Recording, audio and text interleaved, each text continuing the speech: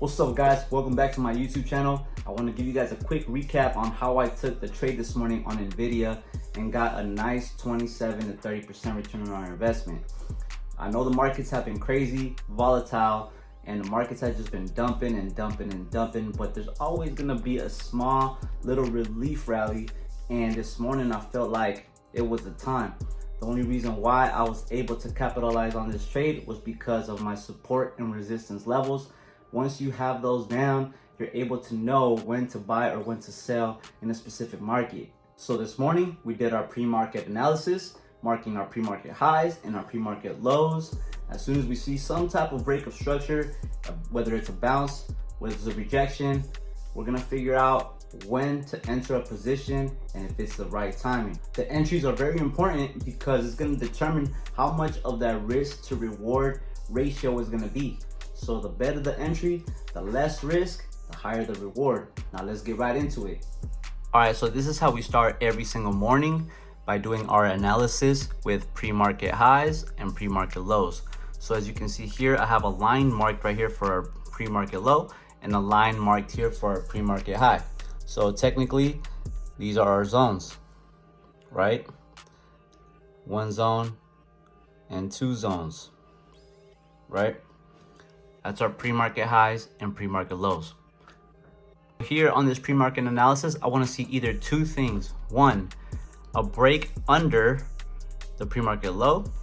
I want to see it come back to retest that zone, get puts here to the downside for the next leg down to the downside. Or the second thing I could see happen is catch a bounce off the zone and give us an engulfing candle to the upside.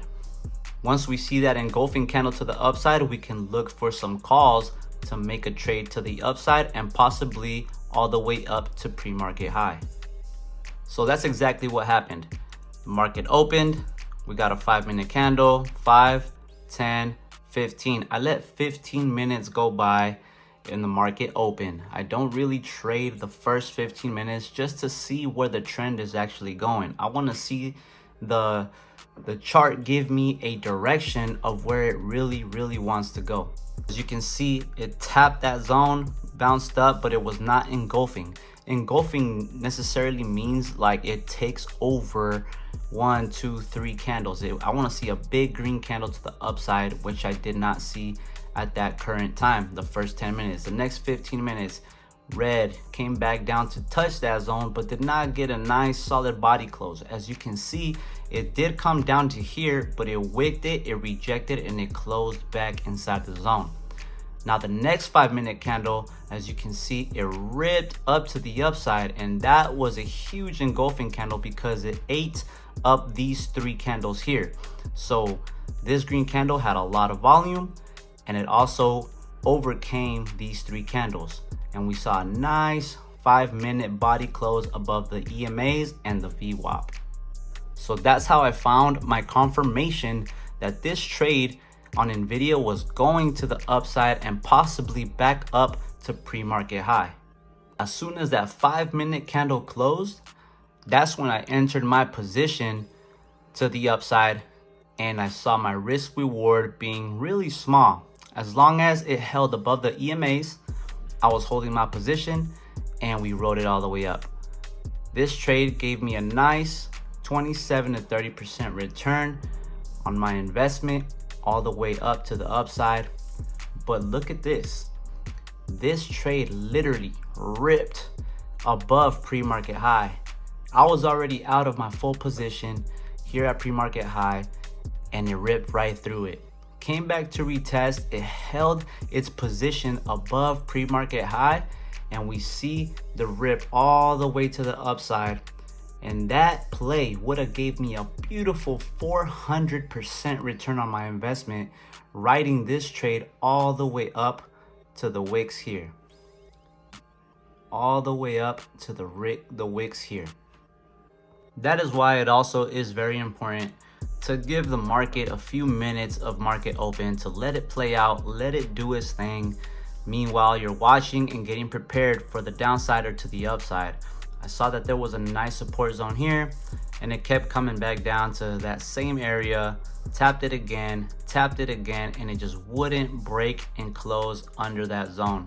So that indicates to me that the buyers are here in this area and eventually will push it up to the upside and ride the wave up. So let's say I would have bought 10 contracts here.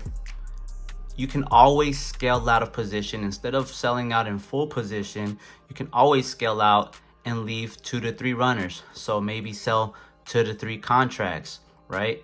Leave 3 runners in case those tend to capitalize and continue grinding higher.